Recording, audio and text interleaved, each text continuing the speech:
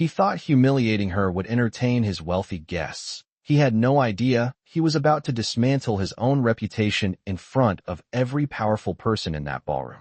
The crystal chandeliers of the Whitmore Grand Hotel shimmered like frozen stars, casting gold light across marble floors that had witnessed governors, CEOs, and senators glide through charity galas for over 30 years, and tonight was no different. Charles Whitmore stood near the grand piano in a perfectly tailored tuxedo, a silver cufflink catching the light as he lifted his champagne glass, his smile polished, his confidence absolute. At 62, he had built his name into the city's cultural spine. Museums bore his donations, symphonies bowed to his funding, and young artists whispered his name with equal parts hope and fear. Control was his art form, and tonight's annual scholarship gala was another stage for him to perform. Across the ballroom, unnoticed beneath the glow of prestige and perfume, Emily Carter adjusted a row of programs on a linen-draped table. She wore a simple navy dress purchased off a clearance rack, low heels sensible for standing 8 hours straight, her blonde hair pulled back neatly at the nape of her neck. At 34, she moved with the quiet efficiency of someone used to being invisible. Guests brushed past her without eye contact, their conversations floating above her like distant music, stock portfolios, Hampton Summers, a new performing arts wing measuring over 40,000 square feet. Emily nodded politely when spoken to, her voice soft, steady, never lingering. No one here knew that once, years ago, her name had been printed in bold letters across European concert programs. No one knew that her fingers had once commanded standing ovations in halls older than this entire city. And that was exactly how she preferred it. Near the stage, Charles scanned the room as the event coordinator hurried toward him, her expression tight. "The pianist stuck on I-95, she whispered. "Accident near the exit.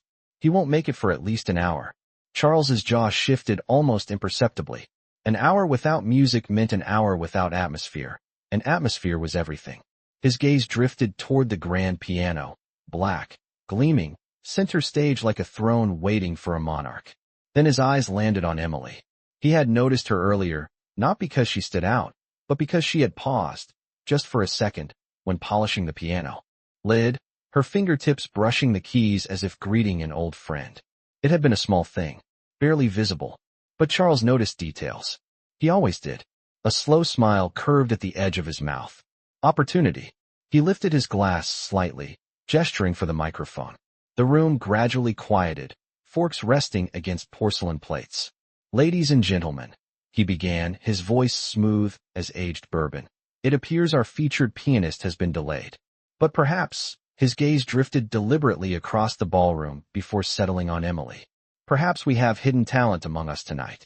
A few guests turned to follow his line of sight. Emily froze, a program still in her hands. Charles's tone carried playful amusement, the kind that invited others to join in.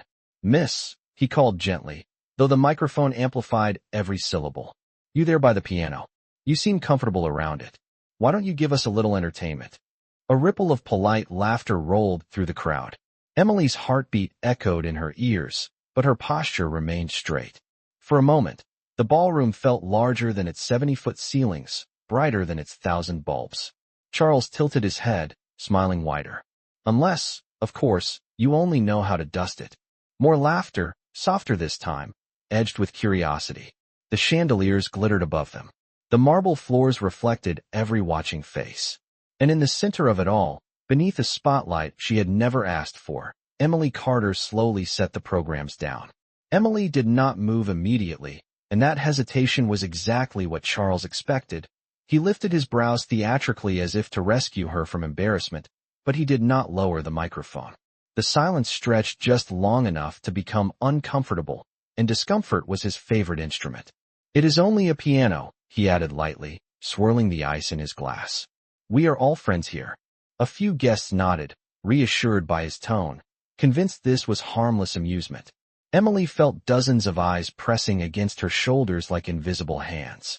She had learned years ago how to survive rooms like this by shrinking, by becoming smaller than the air around her. But shrinking was not the same as disappearing. She drew in a slow breath, the scent of polished wood and expensive cologne filling her lungs, and stepped forward.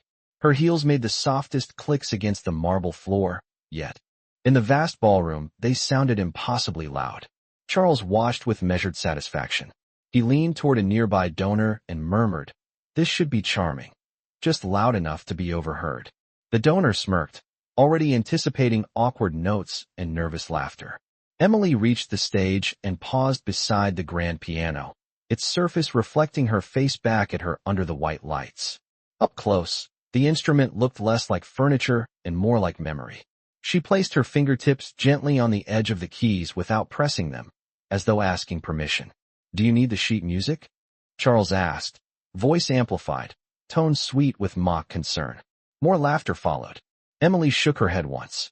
"No, sir," she replied, her voice calm, steady, unexpectedly clear in the microphone that had been angled toward her without her noticing. The response shifted something subtle in the room. It was not defiance. It was certainty. Charles folded his arms loosely, still smiling, but his eyes sharpened. "By all means," he said. "Surprise us." Emily lowered herself onto the bench. The satin of her dress brushed against polished wood, a faint whisper of fabric that felt louder than applause. For a fraction of a second, her hands hovered above the keyboard. In that suspended breath, time bent. She remembered a practice room no larger than a walk-in closet in Boston, her mother timing her scales with a kitchen timer. She remembered the weight of expectation heavier than any chandelier in this room. She remembered walking away from it all when life demanded something more urgent than applause. The past did not ache. It settled. Her fingers descended. The first note was soft, almost fragile, but perfectly placed, like a drop of rain hitting still water.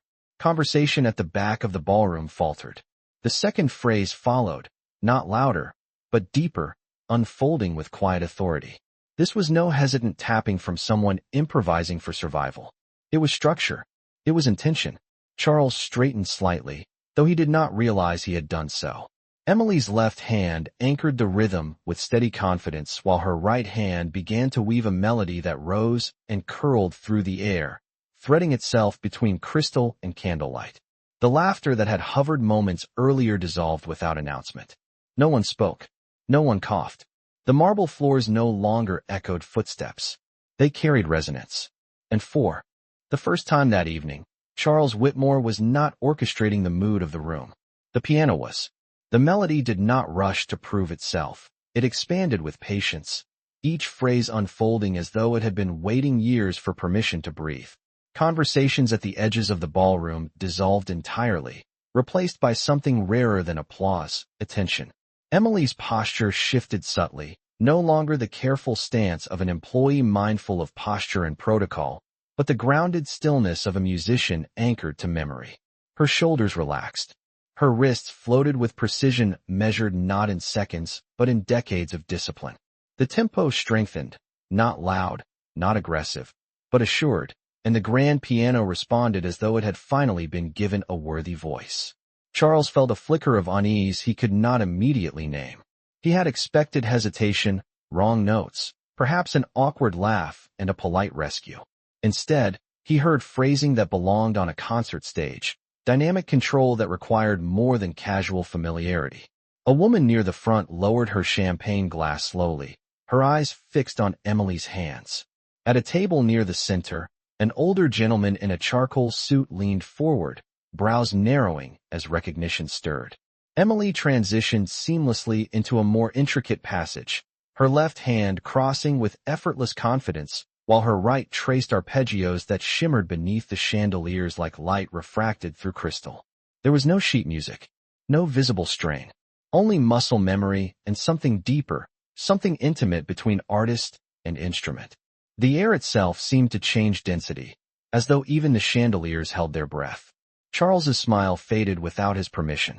He unfolded his arms, then folded them again, searching for a posture that restored authority. But authority was no longer responding to him. The piano commanded it now. The piece intensified, climbing into a crescendo that filled every corner of the 70-foot ceiling, yet never felt chaotic. It was controlled fire, warmth without destruction, power without spectacle. Emily did not glance at the audience. She did not search for approval. Her focus was inward, anchored in a place untouched by mockery. In that focus, she became larger than the stage. The older gentleman in the charcoal suit suddenly rose from his chair, not abruptly, but with reverence. A murmur traveled across nearby tables. "That is Carter," he whispered to the woman. Beside him, Emily Carter. The name moved quietly from table to table like a current beneath still water. Charles heard it. The name did not land as information. It landed as realization. 5 years ago, programs across Europe had carried that name in bold lettering. Reviews had described her interpretations as fearless, luminous, unforgettable. And then she had vanished. No scandal, no farewell tour, just silence. The final movement approached, and Emily guided it with measured restraint before releasing a closing cascade of notes that settled into a final chord, sustained just long enough to command respect. When her hands lifted, the sound did not end immediately. It lingered, suspended, claiming the room. No one moved. No one breathed. The silence that followed was not empty. It was transformed. And in that silence, Charles Whitmore understood that the performance had not been a favor granted by him. It had been a revelation granted despite him. For a full 3 seconds after the final chord dissolved into the chandelier-lit air, no one moved. The ballroom, built to carry laughter and polished speeches, now held something far more fragile: reverence. Emily's hands rested lightly above the keys, not trembling, not triumphant, simply still, as if she understood that the silence itself was part of the music. Charles felt the weight of that silence pressing against his collar, tightening the crisp edges of his tuxedo. He had orchestrated countless evenings in this room, guided auctions that raised millions of dollars, directed applause with a lifted glass or a measured nod. But this silence did not belong to him. It belonged to her. The older gentleman in the charcoal suit was the first to react. He began to clap, not loudly, not theatrically, but deliberately, each strike of his palms echoing across marble. The sound carried authority. Others followed, first in cautious agreement, then in rising certainty. Within seconds the applause swelled, filling the 70-foot ceiling with a wave of recognition that could not be reversed. Several guests rose to their feet. A woman near the stage brushed away a tear she had not expected to feel. Emily finally lifted her gaze from the keyboard. She did not search for Charles. She did not seek validation. She simply acknowledged the room with a small nod, as though gratitude required no spectacle. Charles stepped forward instinctively, microphone still in hand, his smile reconstructed. But thinner now, less secure. "Well," he said, attempting levity, "it seems we have been treated to a remarkable surprise." The words sounded practiced, yet hollow. The older gentleman turned toward him, his voice calm, but clear enough for surrounding tables to hear. "That was not a surprise, Mr. Whitmore. That was Emily Carter." The name settled over the crowd with renewed understanding. Conversations sparked in hushed tones. "I remember her Carnegie Hall debut. She toured Vienna. She disappeared after her mother fell ill." Recognition was no longer a whisper. It was fact. Charles swallowed, the champagne in his glass untouched. 5 years earlier he had attempted to sponsor her residency at his foundation. She had declined, choosing family over fame. He had called it a wasted opportunity then. Tonight, he understood something else had been wasted. He approached the piano, lowering his voice, though the microphone still caught every word. "Ms. Carter," he began, shifting from mockery to politeness with visible effort. "I had no idea." Emily stood slowly, smoothing the fabric of her navy dress. Under the stage lights, she looked neither smaller nor larger than before, only steady. "No," she replied gently. "You did not." There was no bitterness in her tone, only truth. The applause began to soften into respectful murmurs, but the energy in the room had permanently shifted. Charles attempted to reclaim authority with an invitation.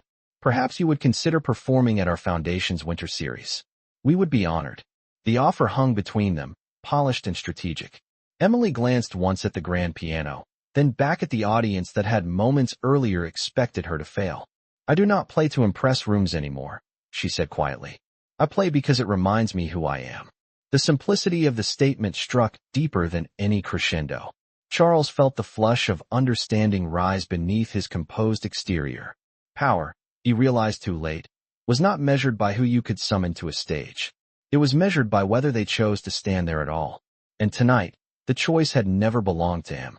The applause did not fade quickly. It softened into something steadier, a sustained acknowledgement that carried far more weight than the earlier laughter ever had. Emily stepped away from the piano bench with quiet composure, the stage lights no longer harsh, but warm against her skin. She did not bow dramatically. She did not linger for effect. She simply inclined her head once more and moved toward the steps at the side of the platform. As she descended, several guests instinctively parted to let her pass. The same people who had barely registered her presence an hour earlier, now watching her with open admiration. The older gentleman in the charcoal suit approached her first, extending his hand with unmistakable respect. "Miss Carter," he said, voice steady. "The world wondered where you went." Emily accepted his handshake gently. "I did not go anywhere," she replied. "I just chose something quieter." The answer traveled quickly among the nearby tables, reshaping the narrative of the evening in real time. Charles remained near the piano, microphone lowered now, the polished authority he had worn all night replaced by something far more human, reflection. He cleared his throat, attempting to reclaim structure. "Ladies and gentlemen," he began, this time without theatrical charm. "Tonight was meant to celebrate artistic excellence. I believe we have been reminded what that truly means." The words were measured, but the lesson behind them had not been his to design. Emily reached the edge of the ballroom where the event coordinator stood, eyes wide with awe. "We had no idea," the coordinator whispered. Emily offered a small smile. "Most people do not ask." The chandeliers still shimmered, the marble still gleamed, yet the atmosphere felt altered, less performative, more sincere. Charles finally stepped down from the stage and approached her without the microphone. His voice, when he spoke, carried none of the earlier amusement. "I owe you an apology," he said quietly, so that only those closest could hear. "I misjudged you." Emily met his gaze without hostility. "You misjudged what you could not see," she answered. "That happens when we look at people as roles instead of as stories." The simplicity of her statement held more gravity than any speech delivered that night. Charles nodded once, absorbing the truth in it. Across the room, conversations shifted from investments and influence to talent and humility. Donors who had once evaluated art in terms of funding now spoke of integrity. The gala would still raise money. The foundation would still receive its pledges. But the defining memory of the evening would not be a speech or an auction lot. It would be the moment when arrogance dissolved into recognition. Emily retrieved her coat from behind the service desk, slipping it over her shoulders with the same quiet efficiency she had carried all evening. No entourage surrounded her. No cameras flashed. As she moved toward the grand entrance, the heavy glass doors reflected her figure back at her, not as an employee, not as a spectacle, but as herself.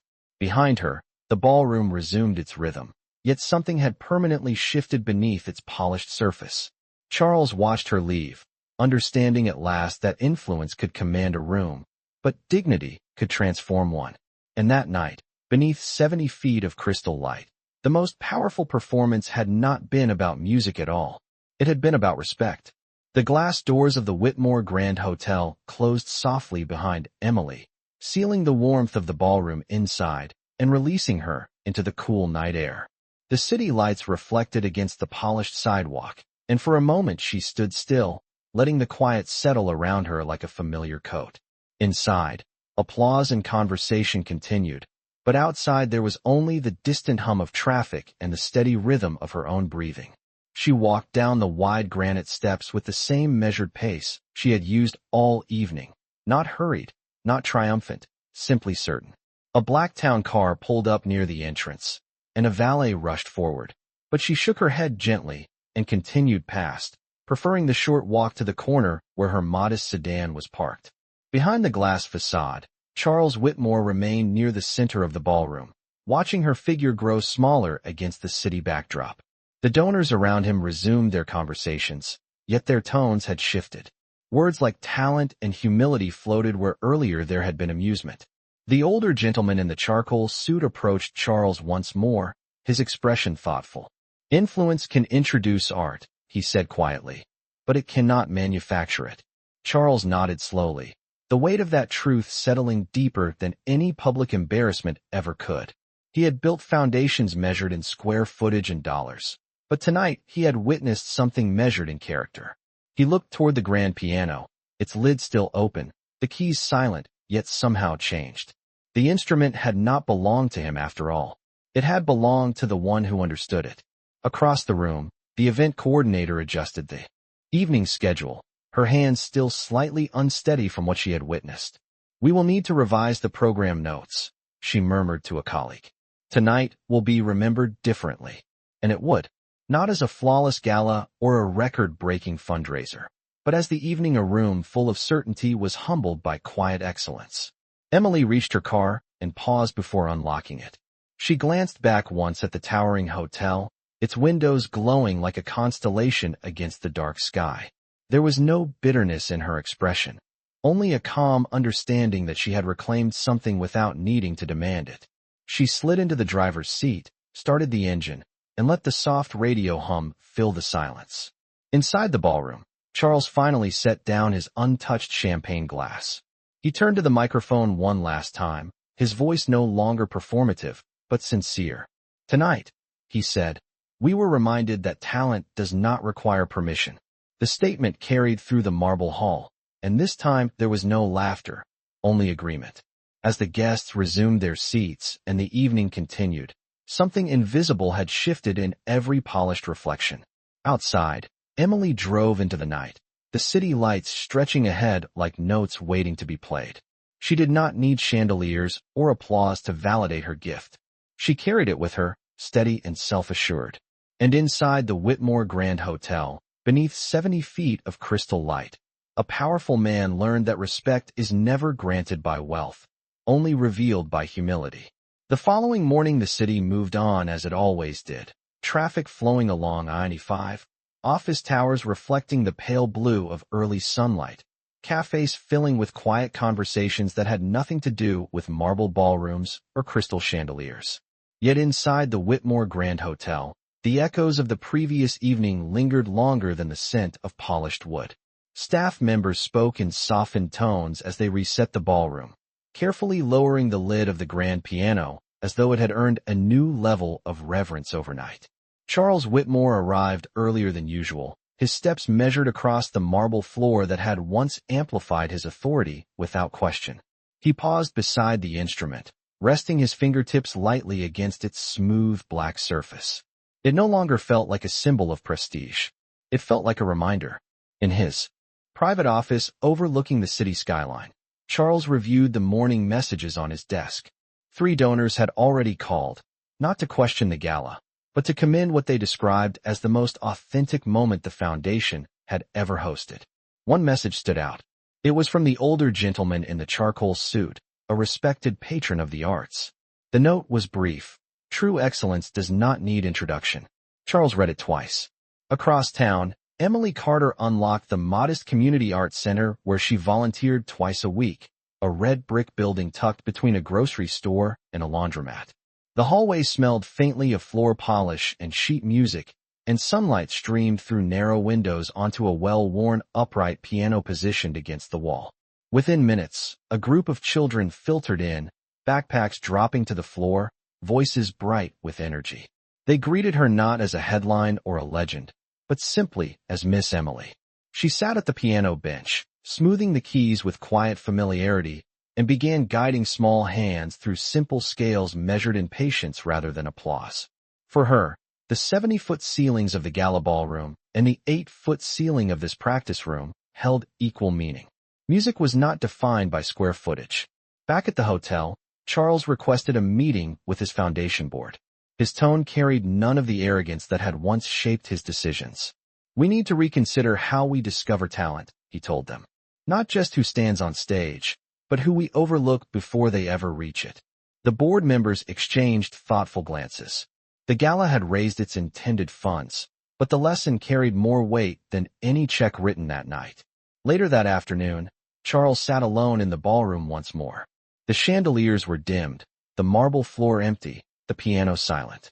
He imagined the moment when he had invited laughter at someone else's expense and felt the sharp clarity of hindsight. Influence had given him access to power, but humility had given someone else the room.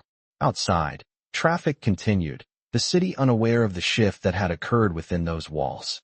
Inside the small arts center across town, Emily finished the final note of a beginner's exercise and smiled as one of her students played it back correctly for the first time. The sound was simple, imperfect, sincere.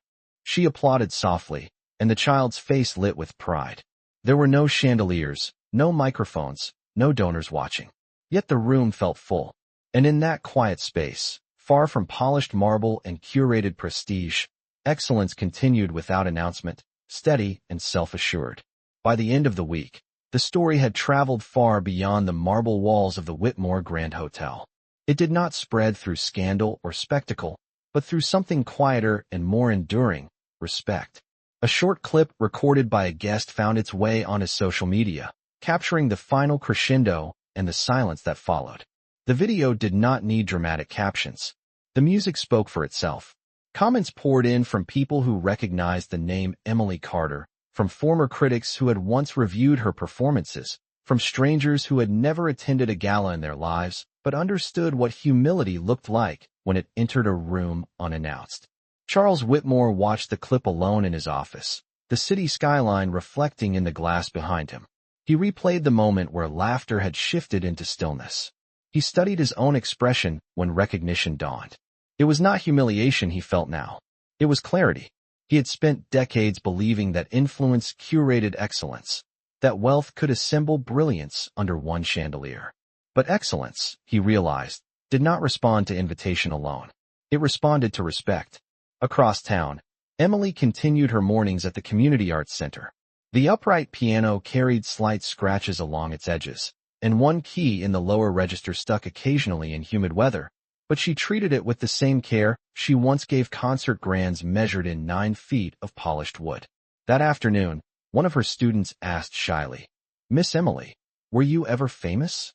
She paused, considering the word. "I was fortunate," she answered gently. "But what matters is whether you use what you were given well." The child nodded, absorbing the simplicity of that truth without realizing its depth. Back at the foundation, Charles convened a new initiative, a scholarship designed not around prestige, but accessibility. The application process would no longer rely solely on referrals from elite institutions. It would reach into community centers, public schools, places where talent often learned to survive without recognition. Some board members hesitated at first, questioning the departure from tradition. Charles did not waver. "We nearly overlooked brilliance because we mistook simplicity for insignificance," he said calmly. "That will not happen again." The grand piano in the ballroom remained closed for several days, as though even the instrument required reflection. When it was finally opened for another event, the atmosphere felt different, less performative, more attentive. Staff members who once rushed through preparations now handled each detail with quiet mindfulness. The marble floors still gleamed, the chandeliers still shimmered 70 feet overhead, but the room carried a memory no polish could erase. Late one evening, Charles stood alone beneath those chandeliers and listened to the faint echo of imagined notes. He understood now that power could fill a room with sound, but only humility could fill it with meaning. Across the city, in a modest brick building with an 8-foot ceiling and mismatched chairs, Emily guided a young student through a hesitant melody. When the child finally played the sequence correctly, the small room erupted in genuine applause. It was not thunderous. It did not need to be. It was real. And in that simple space, far from crystal and marble, the lesson of that gala continued to unfold, steady and unshaken. True talent does not demand to be seen. It waits. And when the moment arrives, it transforms everything around it.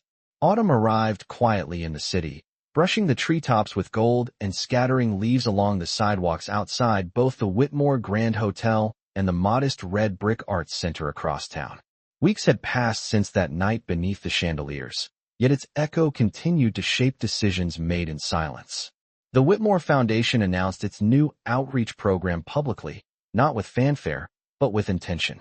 Applications began arriving from public schools, neighborhood choirs, small-town recitals held in church basements, and community gyms measured in folding chairs instead of marble.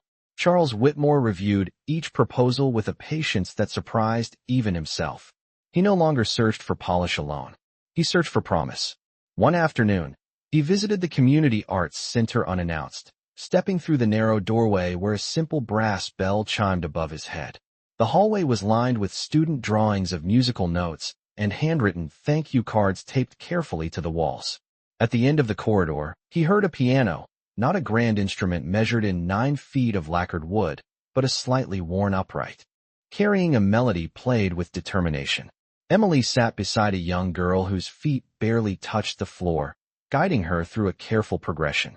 Charles waited until the piece ended before stepping forward. The children turned, curious but unafraid. Emily met his eyes without surprise. She had always sensed when reflection would follow revelation. "Mr. Whitmore," she said evenly. He nodded, his tailored coat suddenly feeling out of place in a room where authenticity required no label. "I wanted to see where the music truly lives," he admitted.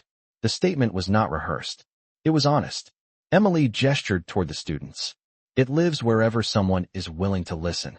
Charles watched as the young girl repeated the passage, this time smoother, more confident. The sound was simple, but it carried growth within it. He realized that influence could fund instruments and stages, but it could not manufacture dedication.